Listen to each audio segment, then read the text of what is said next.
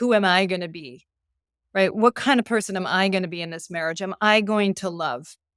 Because true love is an act of agency. It's not just in reaction to being loved. And so we have to reference our own integrity, our own higher self. Welcome to the Get Your Marriage On podcast. I'm your host, Dan Purcell, a Christian marriage and intimacy expert and coach. I'm on a mission to help couples have the best sex and most emotionally intimate marriages possible. Our episodes cover topics you've always wondered about and are packed with practical advice designed to help you take your marriage to the next level. Hello, my friend, and welcome to this special episode of the Get Your Marriage On podcast. We have reached a major milestone today with episode number 200. Can't believe it. I didn't think that when I started this podcast, I'd be releasing an episode every week consecutively for 200 weeks on something to do with sex and intimacy in marriage. Now, I've been looking forward to releasing this episode, and I wanted it to be extra special, something different than any other episode I've released so far. And while pondering that, a few months ago, a tragedy had struck our family. My wife's cousin, she's a very bubbly, very happy person, 29 years old, 3 kids, ages 7, 4, and 1. She went jogging with some friends on a Monday morning like she usually does. And after she was done, she put the jogging stroller in her car. She buckled up her 1-year-old and her 4-year-old in their car seats and left the park where she was with her friends to drive home. And as she went through an intersection, a drunk driver ran a red light and smashed into her car, killing Emily's cousin instantly. This is pretty tragic and very heavy. And mind you, this cousin of Emily's, she's the bubbly personality. She's the one that has lots of friends. She's the one that cheers up others all the time. And she's also a really good mom, and these little kids need their mom, and to have their mom taken from them instantly like that. I've been pondering a lot about what happened, and in my mind's eye, I imagine, what was the interaction between her and her husband the night before while they were getting ready for bed, while they're brushing their teeth? Did he realize that this is going to be the last night he had with his wife? When they left that morning, did they kiss goodbye? Did they realize that was going to be their last time together? This event has really galvanized my wife and I. We've been thinking a lot about what it means for us in our relationship, and has really led me to cherish my wife a lot more. And so this set me out on a personal project to understand the concept of cherishing a little better. This project has really changed me. In my intimate interactions with my wife and with my children and with others, I've learned how to be a lot more present with them, less anxious around them. I'm less likely to envy them because I learned you can't love someone, you can't cherish someone that you also envy. And the way I make love to my wife has brought a different tone to our marriage. It's more connecting, it's more real, it's more eyes open. There's this more genuine desire to be close to each other in our lovemaking also. To help me in my quest to better understand cherishing and what it means for me in my life and in my marriage, I've sought out a few mentors to help me, and I've recorded our conversations. I've asked them just a simple question: what does it mean to cherish your spouse? And I just sat back and listened as these great teachers from their life experience have shared so many wonderful nuggets with me. Because I think this topic is so important and it's had such a big impact on me, I've decided to split this into 2 podcast episodes. So today you'll get to hear episode number 200, and next week is episode 201, which is part 2 of this same theme. Today you'll get to hear from 3 of my favorite mentors. You'll hear from Dr. Jennifer Finlayson-Fife. You'll hear from Elena from Kingdom Sexuality, and Tony DiLorenzo from One Extraordinary Marriage. And next week, you'll get to hear from Tammy Hill, Danielle Savory, and Alex and Katie Dutton. As you listen to what these wise people say, I hope you will listen with an open heart, and I hope it changes you as much as it changes me. I hope as a result of this podcast episode, it'll invite you to treat your spouse with a lot more appreciation, a lot more dignity. I hope you'll find greater strength to look past the trivial nonsense that often gets in the way of true connection. I hope it motivates you to put down the phone more often and to actually gaze into your spouse's eyes. I hope it motivates you to put your arm around him or her and hold them close. Because you never know, today might be the last day you'll be together for a long time. Before I introduce you to our first mentor, let me tell you about a few things I have coming up. First is our retreats. Our next one is in October 2024, and after that, it's going to be March of 2025, and all the details are on my website at getyourmarriageon.com. These retreats are fantastic for couples that want to put all the things that we talk about on this podcast into practice in their relationship in a focused, distraction-free, fun, and upbeat environment. Also, in the month of September, it's our Sextember, and you are invited to join Emily and I in making September the sexiest one you've had yet. And all those details are going to be available if you download the Intimately Us app, and you'll find all of those details there. Last of all, enrollment is open for our marriage coaching program called the Get Your Marriage On program. And this is for couples that want to apply these principles in a supportive group environment online, and it follows a course. More details are on my website for that as well. The first mentor you'll get to hear from today is Dr. Jennifer Finlayson-Fife. She's been a guest on my podcast several times. She earned her PhD in psychotherapy from Boston College. She is a therapist turned coach that is committed to helping Christians understand sexuality in their marriages. She's also one of my personal mentors and someone that I get to talk to frequently about understanding intimacy in my own marriage. She has a few online courses, and you can access those at finlayson-fife.com, and they're excellent. So here we go. So Jennifer, what does it mean for you to really cherish someone in your marriage? Well, I think many of us want our spouse or we need our spouse. To cherish is to move into a somewhat different position, which is to really choose your spouse, to say, I know you're different than me. I know who you are. I know that you engage in the world in ways that are different from my own, but I love you. I value you. I care deeply about your presence in my life. And so it's the ability to truly value someone. And when we need our spouse or we're getting married to kind of solidify something for ourselves, we aren't yet in a position to cherish. To cherish is to be able to recognize this is a person that is separate from you, that has many qualities different from your own, and you have the capacity within yourself to value them and to be grateful for their presence in your life and to let them know it, to show it to them in a regular way. Mm-hmm. I like that. I once was in a business partnership that didn't work out, and we were supposed to split things 50-50, but I felt like I was doing far more of my share of the work according to our agreement than he was. And so I would justify, well, he's not working that hard, so I wouldn't work so hard myself. Right. I would stop working as hard. And I think he would look at me and see my drop in productivity and justify that for not doing so much in his work too. And I think this happens in marriages too. Can you talk more on this dynamic that happens in a relationship? Yeah. Well, I think a lot of us, going back to the way that most of us get married, is more in the idea of what marriage will give to us, because we're just not mature enough, most of us, when we get married, to really think about what we're promising, which is to love this person that's in many ways dramatically different from you. That's why you're attracted, okay? Because we're usually drawn to the differences and the mystery of the other person.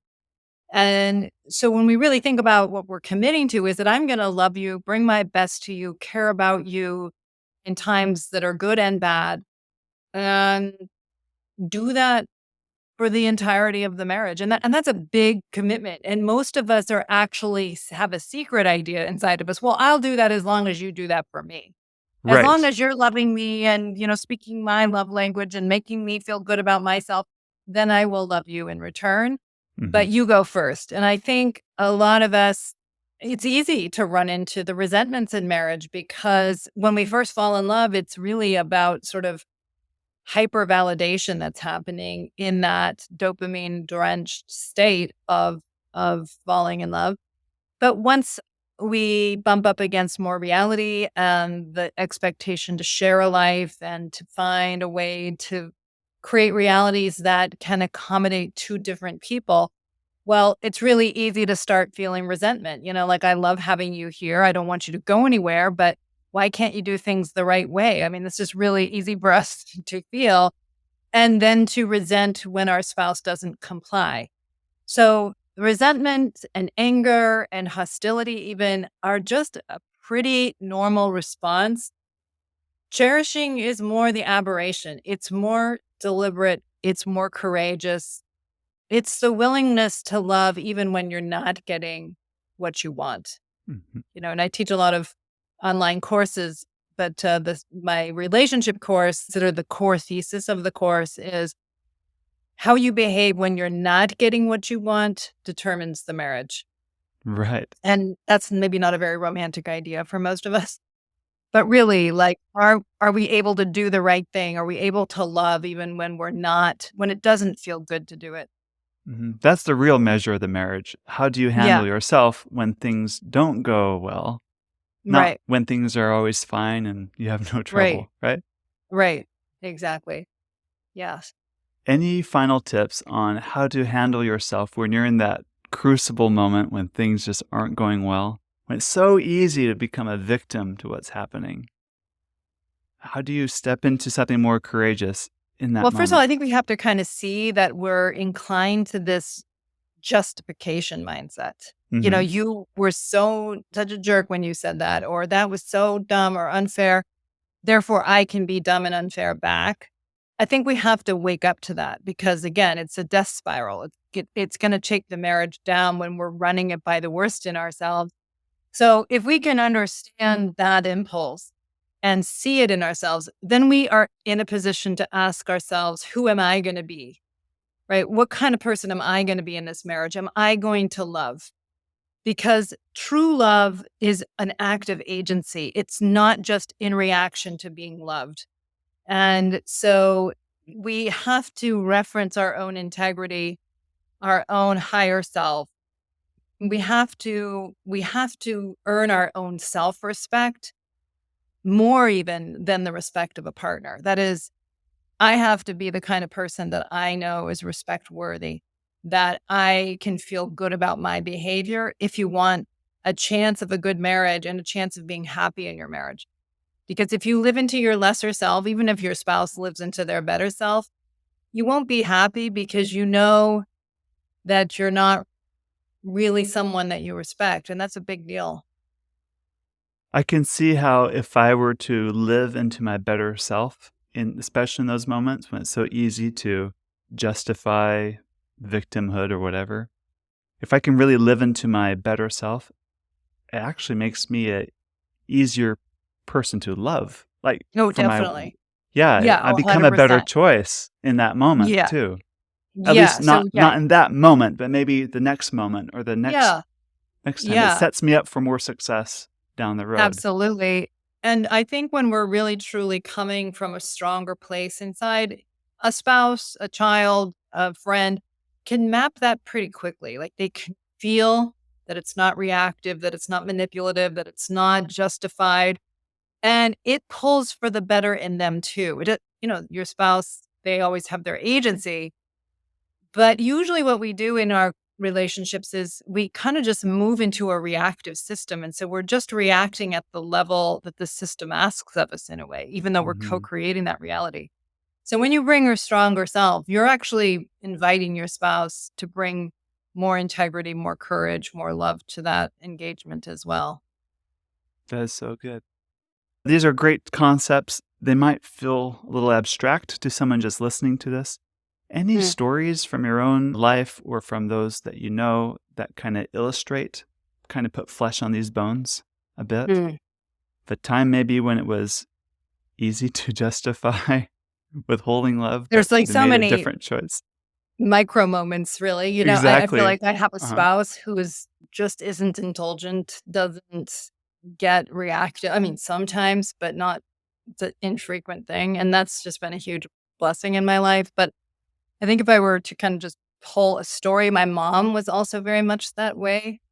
Mm-hmm. And I don't know how quick of a story this is, but my mom had a neighbor. This was a few years ago, and my mom had purchased this house from this neighbor's mother, basically a decade before, Mm-hmm. and including a lot of the furniture and so on. And a decade later, my mom was starting to redecorate some things, and so she was giving some of the furniture away. Mm-hmm. And the neighbor, this was fully legitimate to do because not only had my mom bought the furniture and the house, and it had been a decade, right? Right. Was not even profiting from it. She was giving it to people that needed it. But the neighbor's mother had recently died. Uh-huh. And so she went into and she'd had a very conflicted relationship with her mother. Now, Gotcha. we didn't know any of these things were going on at the time. A And couch is my just a mom couch. knew that A they chair had is just a chair. Uh-huh. exactly. My Uh-huh. mom's just Uh-huh. redecorating the house a bit. Right. And she comes over and rings the doorbell, and I was there, and just very aggressively goes on the attack, just like completely like comes out of nowhere. It feels very irrational. I'm just like, wait, who is this person and what is she doing? So I've Oh. got my defensiveness up. But my mom knew her. My mom had, hadn't seen her a lot for a couple of years, but had been friends with her.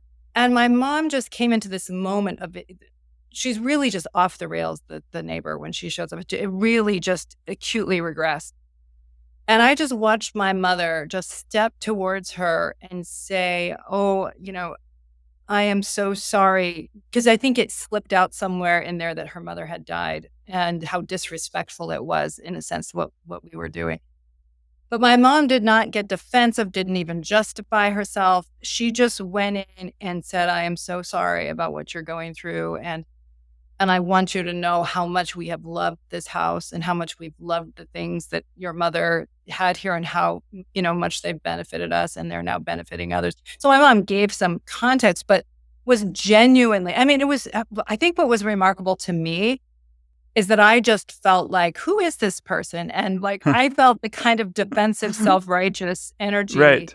Uh-huh. And I just sat there and watched my mother's brilliance just come in and care about this person. And the whole thing just softened and stepped down. And she was apologizing by the end. And I was like super impressed. And then the other thing was like, I was telling my sister about it. And I'm like, you wouldn't believe this lady. She's sort of crazy, like shows up at the door. Like, I'm sharing it in a kind of indulgent way. Uh-huh.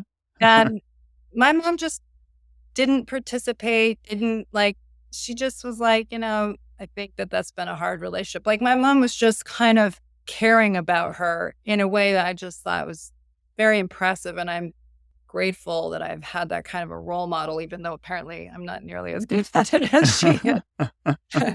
But yeah, I think that was really kind of impressive in that moment to watch my mom come in with so much grace and kindness.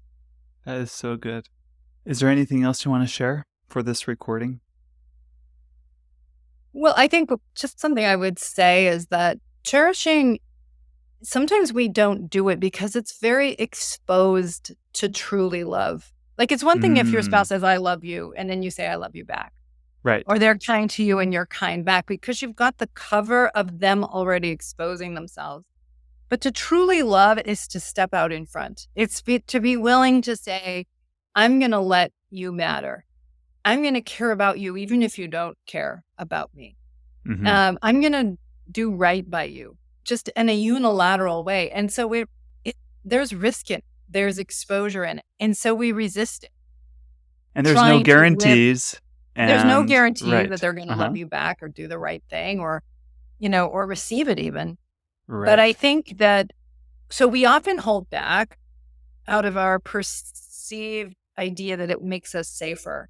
Uh-huh. But We it hedge. doesn't make us safer. We limit our lives so much when we live in that reactive, Transactional, maybe even. transactional and cowardly way, really. Mm-hmm. And I think when we dare to love, we create an environment and a reality that we then get to live in. Mm-hmm. So it takes courage, but it's a much easier way to live ultimately. So, I often encourage people like, go and cherish your spouse. Let them know, let them feel the ways that they matter to you, the ways that they bless your life, that you're grateful that they're just simply there, that you love them because they exist mostly, because they're present in your life. And because learning how to cherish another human being, flawed as we all are, imperfect as we all are, it just is part of our spiritual and relational growth. But it's also where the happiness is. It's where the freedom is. It's where the joy is. And it's a process. And it's not easy often to even know what it means to do right by another person. But it always requires more of us and it requires courage from us, but we're blessed for it. It makes our lives richer. Gotcha. Maybe someone listening to this might be in a situation where they get this concept, they want to cherish more, but they really don't know what that looks like in the end. Maybe some good advice there would be, well, just take the next right step, right? Towards I would say that the first way to think about it is to live in gratitude. Like, to cherish your life is to live in gratitude for the fact that you get to live it, that you're here at all. It's very easy to think about all the things that went wrong today, but the fact that you were able to wake up is a privilege that a lot of people didn't have today. And you were given the gift of a day, and people in your life that you take for granted because it's our default. But if you could imagine losing them suddenly, right? How deeply your life would be devastated, right? And so it's just allowing your gratitude and the acknowledgement of how much these people bless your life to be more present in the relationship. So it's just being more honest in a way, being more acknowledging. And so I think, one of the things we did when I was growing up is that my mom had us on the birthday of the sibling. We would all say what we loved and appreciated about the person. The thing that was great about it is it just got it to be normal to express gratitude. At first it was awkward, but with time it just became a normal way of being in relationship. And so, I just tell my spouse all the time things. I can't help myself. I'm just always saying the things that I love and value because it's just a way of making the abundance in the relationship more present. And it's good not just for your partner. It's not good just for the relationship. It's good for your own soul. Because the more we acknowledge the good in our lives, the happier we are. And so it's just a really good habit to be in, to acknowledge the good, even in the face of the difficult. There's always difficult, but there's always good too. What you're saying kind of sounds like the grass grows greener where you water it. Yeah. Right? Where you're putting your attention. And it's so easy to put Definitely. your attention on the negative, the faults, the shortcomings. Definitely. But can you take a step back and also, and there might be shortcomings, there might be limitations, because hey, Sure. we're all flawed, There right? always are. But what about the good? What about, Yeah. are you watering that? Or at least giving it Exactly. equal attention? I think you'd, And without my neglecting husband it. sometimes has said things like every virtue has its correlating vice. And so that is to say, oftentimes the things in our spouse that we love have a negative side as well, or vice versa. And we buy into the whole package, like and they do with us. And so that's just life.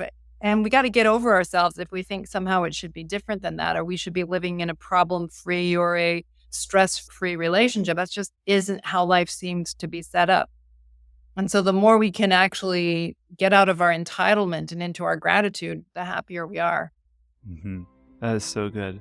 Thank you so much. Yeah, my pleasure. Fantastic. My next mentor is Elena from Kingdom Sexuality. If you haven't heard of her, you can follow her on Instagram at Kingdom Sexuality. She has a fantastic Instagram account, by the way. She has a great website and a good mailing list also. So I recommend you hop on and you get to know her and what her team produces there. And I love her perspective because she's coming from those days when kids are still in diapers and you have young kids, and how it's just really hard sometimes to even think about connecting intimately with your spouse at that stage. Elena, so glad to be with you this evening. I want to ask you, what does it mean for you to cherish your spouse? Yeah, so I was thinking about this. And so another kind of business that I do on the side, as well as, podcasting, is photography. And I recently had the pleasure of photographing a wedding, actually, this past weekend. And it had been a while since I had even attended a wedding. So it was really a helpful reminder of actually so many of our followers are actually in the middle of, Right. which is very cool. And I thought of it as, vows, when you're saying your vows, and the traditional, to have and to hold and cherish as long as you both shall live. I don't know if cherish is actually in there, but I feel like it could be. Right. And I was struck by the man, are we cherishing our spouse like we did on that day when we first said I do? Yeah. And then thinking about it more, I was okay, cherishing. So as a young mother, I often hear cherish those days because they'll go by so fast. Right. Which is so true. You're oh yeah, I get it. And of course they do. Doesn't make the hard days any easier, but I totally understand the sentiment. But then when I was thinking about that same sort of sentence, cherish the days because they go by so fast, in relation to marriage, I was oh, that's kind of convicting, because am I still cherishing my spouse the way I did when we were dating and first holding hands, or you have your first kiss and you soak in those moments of what's going on around you? And to me, that's cherishing. Yes. And I remember when Jeff and I were first dating, I would look at his hands and I was just really struck by them. And thinking those are the hands that would one day hold mine when we're saying I do at the altar, or hold my babies. And we're just dating then. But, you're just kind of struck by this grandness of what could be. Mm-hmm. And do I still think of his hands like that? Or do I still think of those moments with such tenderness and thoughtfulness? Oh, man, I don't know. And then if I think of this sexually, for people to think of cherishing their spouse during sex, or are you being fully present in what's happening? Are you being mindful of the sexual encounter that's happening? Or are you kind of in the let's just get it done mindset? Right. I think there's totally a time and a place where you would have that mindset. You're having a quickie. You're okay, let's do it. Whatever, the baby's crying. Yeah, quick, let's do it. But I don't know if the majority of the time we want to posture our hearts in a place that's being intentionally present and in the moment of what's going on. And to me, I think of cherishing, and I think of slowing down.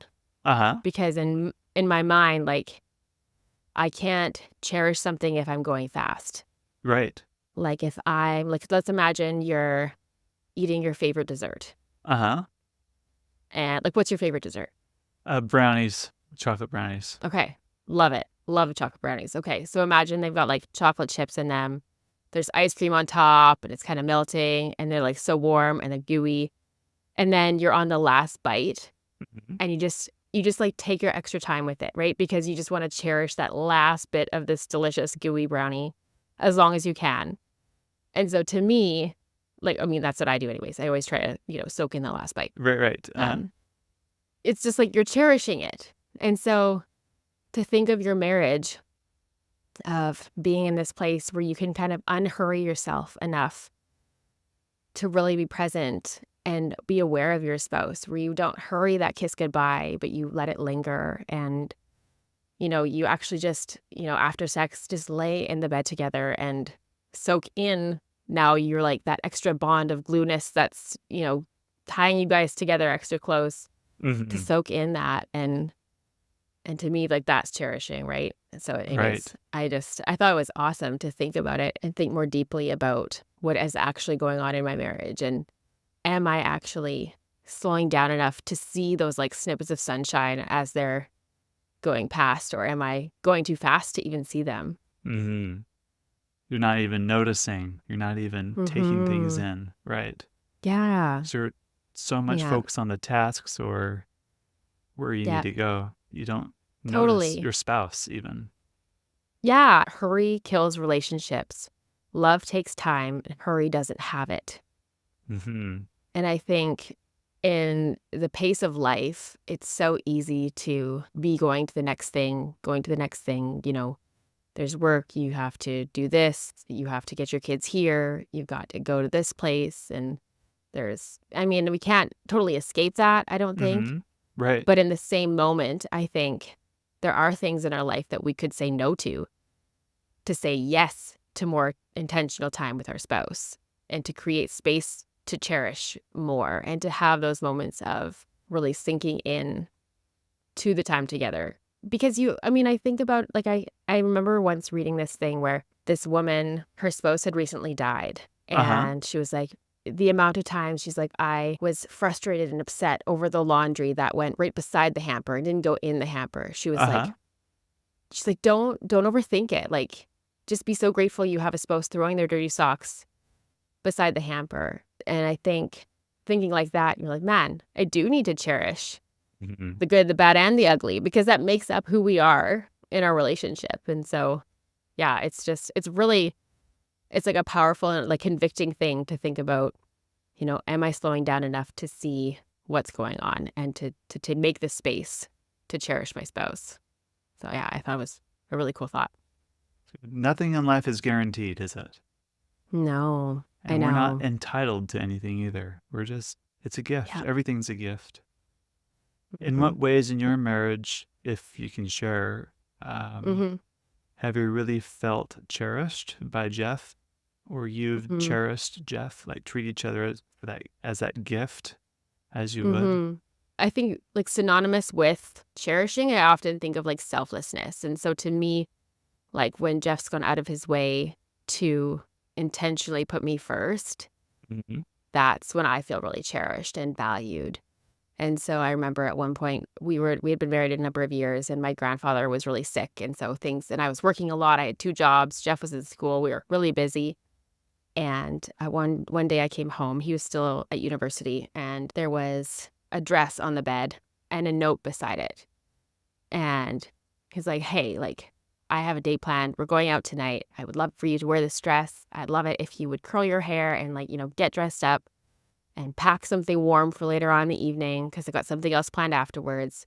And like, I'll be home at 7 or whatever it was." And I was Uh-huh. like, like, oh my goodness, I felt so seen and like cherished and loved and valued because he like took that extra step to know, one, that like gifts is my love language. Like Uh-huh. he went Uh-huh. out of his way to like do that special thing. Uh-huh. And not only that, but it was just making space for me in a really busy time. And so we went out, we got a steak, and then we went and watched a movie together, and it was fantastic. And I think that's one of the things that will like forever stand out in my mind of like, he went like the extra mile, and I like forever hold that as like a beautiful memory, that in that space I felt so, so cherished. I love that. So, That's great. What a mm-hmm. great story. What a I stud. I know. I know. I was like, well, now you have to do this all the time. And so, meh, I don't know if that happens all the time. But then would it be as special? I don't know. But But that's yeah. the point, Yeah. right? How about the Mm-hmm. ordinary things that couples can do every day? Mm. Well, why don't you make a plan? And for myself, in my journal, or not my journal, sorry, my day planner Uh-huh. at the top, I'll often write, did you go the extra mile today? Mm. And to me, that's like, did I go the extra mile? I think about it, okay, with my kids. Did I, knees to the ground? Was I playing on the floor with my kids? Did I go the extra mile with them today? I think about it in my home. Okay, well, did I go the extra mile? Did I, whatever it looks like in the season I'm in this Mhm. kind of postpartum season I'm in, I'm like, okay, I picked up the toys or I emptied the dishwasher. Cool. Was that the extra mile for me today? Maybe. Did I vacuum? Sure. Or with my spouse, like with Jeff, did I go the extra mile and pursue him in some way today?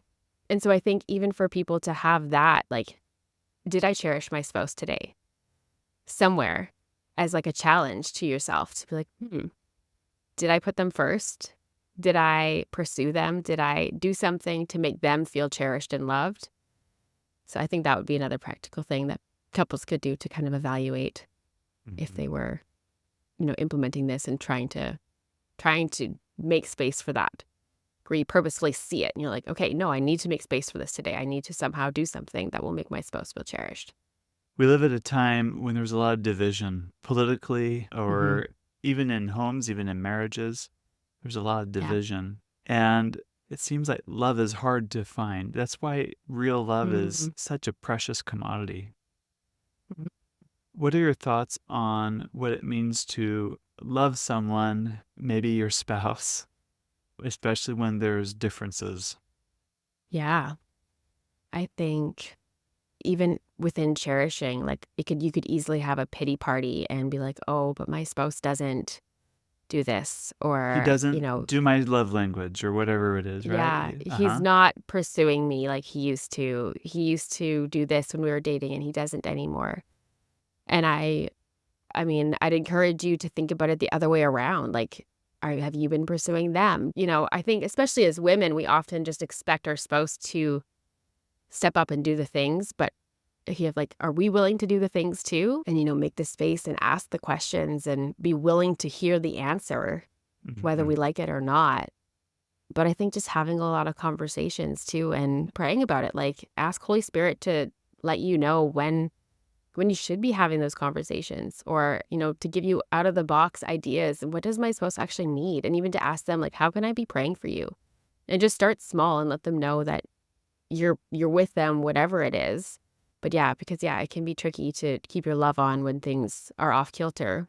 But I Right. think, when you did make that vow, I think that was a part of it too, is better for worse. And so you have to intentionally choose, no, I'm going to keep my love on and I'm going to love on them no matter what, whether it's easy or it's hard. I'm going to try and put them first and do that for them. That is so good. Thank you. Thank you. You're welcome.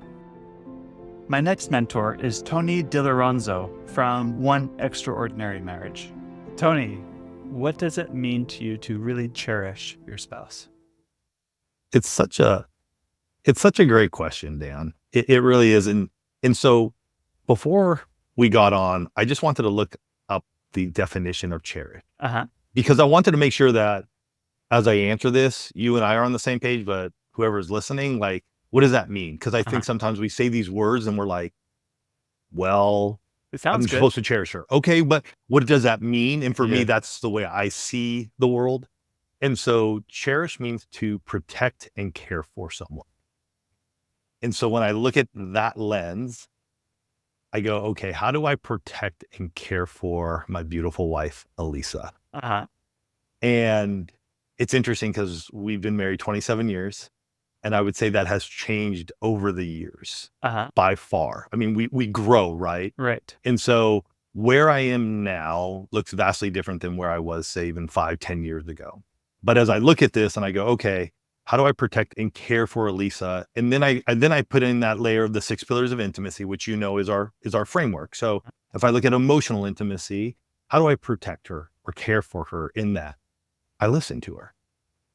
Sometimes I got to shut my mouth and just listen to her. And that's a caring. In a protecting standpoint, it may be if something is happening and I need to step in and use my words, I need to communicate to somebody to like, hey, back off of my wife. I'm protecting her in that way.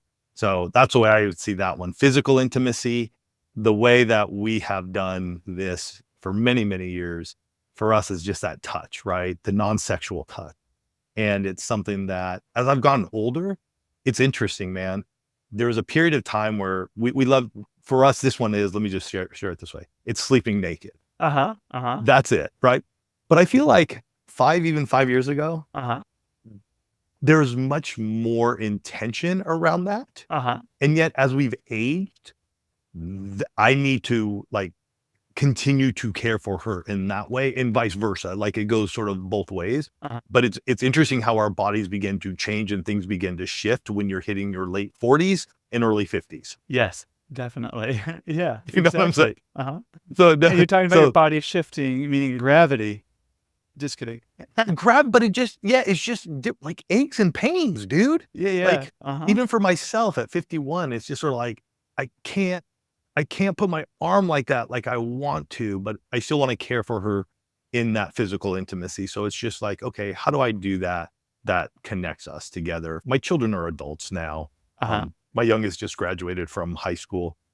And so as they get to that point and they can drive and they can make their own things and it gets a little easier, but you get a little lackadaisical and just sort of like, well, what do you want to go eat? Like, who cares? Like every time we go out, it's sort of like a date, but am I really cherishing her and taking her out to something special?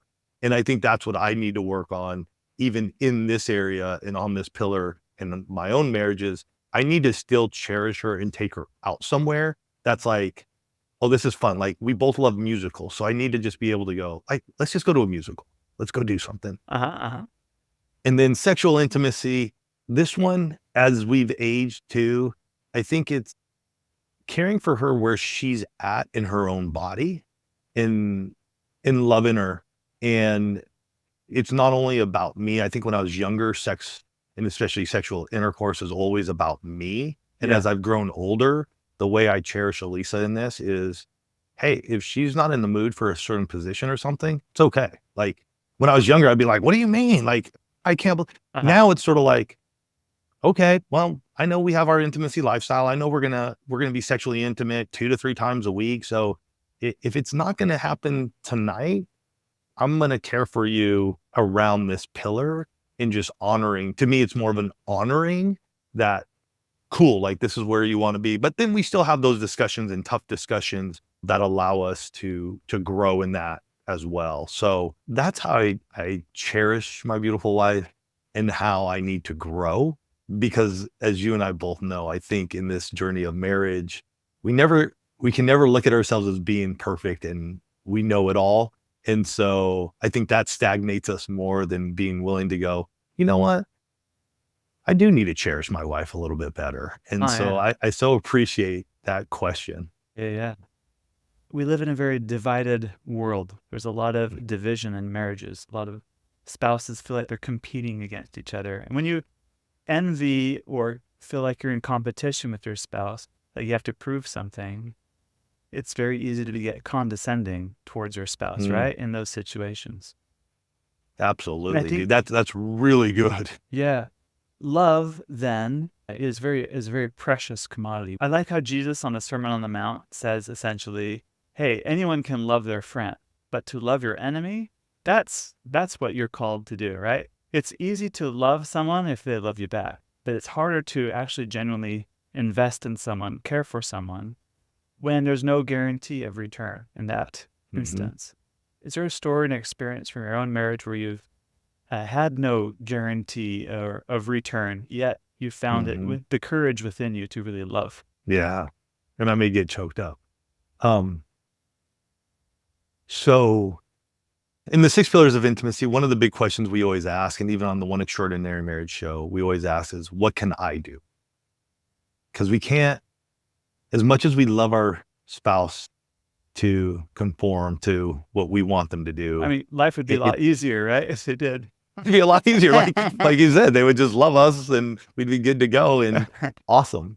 That doesn't always happen. So it's a, what can I do? And so this is some years ago, but we lost our second child at 18 weeks gestation. So Elisa had to give birth.